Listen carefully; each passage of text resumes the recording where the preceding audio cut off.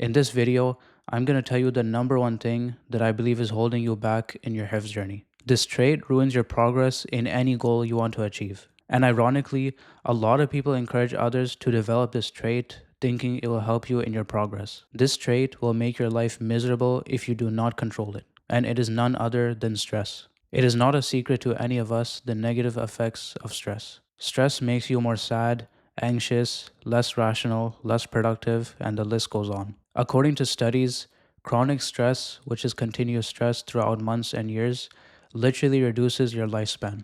Now, although stress is a natural reaction we have in order to avoid danger and get things done, what I'm warning against is chronic stress, which goes beyond the purpose of getting us to do things. Many people confuse stress with discipline. They think that if they're constantly worried about their hifz, then that means that they care about it. But caring about something and stressing about something are totally different things. You don't have to be stressed in order to put in hard work. In fact, some of the most productive people intentionally reduce their stress so they can put their energy into the work itself instead of putting their energy into worrying about the work. The bottom line is excessive stress is never beneficial, and we want to reduce it as much as possible. What I'm telling you right now is something I wish I was told years ago. For the past 7 years of my life, I made stress a part of my personality. I used to stress over everything because I was ashamed of falling behind in school and not fulfilling some responsibilities. I remember how I used to be so stressed that it totally destroyed the normal enjoyments in life. I would stop having fun, I would stop making friends, I would stop talking to people.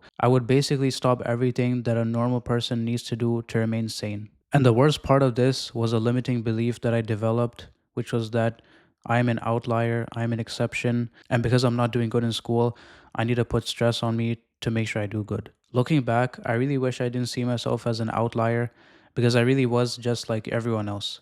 I could get things done by simply calming down and focusing. Because Allah didn't create us in a way that we need to be stressed 24/7 to achieve our goals. In fact, He forbade us from feeling sad and feeling helpless. Allah says in Surah Al Imran, وَلَا تَهِنُوا وَلَا تَحْزَنُوا وَأَنْتُمُ الْأَعْلَوْنَ إِن كُنتُم مُؤْمِنِينَ. So do not weaken and do not grieve, and you will be superior if you are true believers. It was only till recently where I can really say that I learned how to calm myself down and to just focus on the task at hand instead of trying to do it through stress. Going back to Hifz, if you naturally focus on memorizing the Quran whilst being stress free, you will see for yourself how easy it is to retain what you memorized. There are three main things that Hifz students stress about. They are memorization, revision, and the deadline to finish. When it comes to memorization, you should understand that as long as you spend the time needed to memorize what you intended to, even if it doesn't end up sticking in your brain, you should not see that as a failure. If you intend to memorize half a page, for example, and you spend 45 minutes doing so, but it still doesn't stick in your brain, come the next day and repeat it a few more times, and you'll find that you have actually memorized it. What is happening is that after you finish your memorization session, throughout the day, and specifically when you're sleeping, your brain is processing all that information that you memorized. So that's why when you wake up and you review it a little bit more, you'll find that you have actually memorized it, even though you couldn't recite it from memory the day before. So always remember that as long as you put in the effort and did many repetitions, it is impossible that your brain will not retain it. And this goes back to two principles on how to achieve any goal. Number one, knowing how to achieve the goal, and number two, putting in the necessary effort.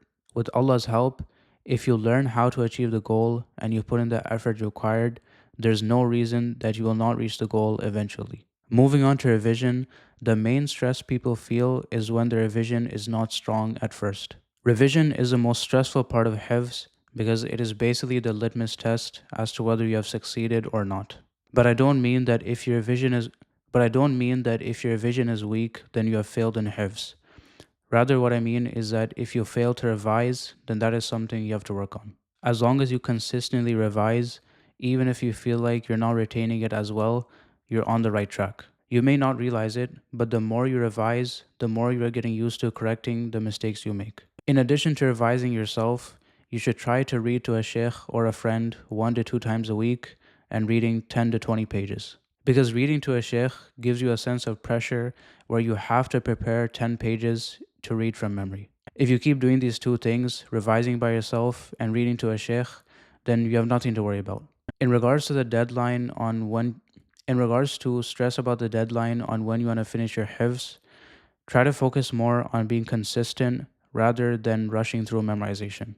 If you rush through memorization, you will find revision very difficult because you did not memorize it well the first time. It is better for you to take as much time as you need to memorize with quality than to rush through it and struggle with revision for even more years to come. If you take your time, you'll be much more consistent and you'll enjoy it much more.